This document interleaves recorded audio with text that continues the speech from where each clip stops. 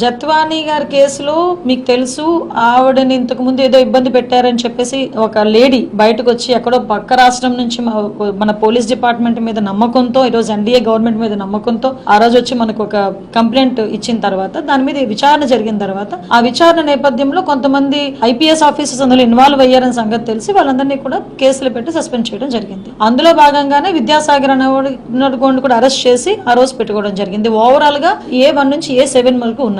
చాలా మంది వాళ్ళు తప్పు చేయలేదని ఫీలింగ్ ఉంటే ఎందుకు యాంటిసిపేటరీ బెయిల్ తెచ్చుకుంటారు? అందులో చాలా మంది యాంటిసిపేటరీ బెయిల్ కూడా తెచ్చుకుని ఉన్నారు. ఈ రోజు ఎవరైతే మాజీ ఇంటెలిజెన్స్ చీఫ్ ఎవరైతే ఉన్నారో ఆంజనేయులు గారు, ఏఎస్ఆర్ ఆంజనేయులు, వైఎస్ఆర్ ఆంజనేయులు, ఏదో ఒక ఆంజనేయులు, ఆయన కూడా ఆ విషయంలోనే ఈ రోజు అతన్ని కూడా అరెస్ట్ చేయడం జరిగింది. సో మేమంతా పారదర్శకంగా వెళ్తున్నాం. మాకు ఎవిడెన్స్ లేకుండా డిపార్ట్మెంట్ వాళ్ళు ఏ చర్యలకి ముందుకు వెళ్లరు. విత్ ఆల్ ఎవిడెన్స్ గ్యాదర్ చేసుకున్న తర్వాతనే మేము కూడా ఏదైనా ఒక చర్యలు తీసుకుంటున్నారు. ఈ విషయం ఏంటంటే విచారణకి మాత్రం అందరూ కూడా సహకరించాల్సిందిగా కోరుకుంటున్నాం.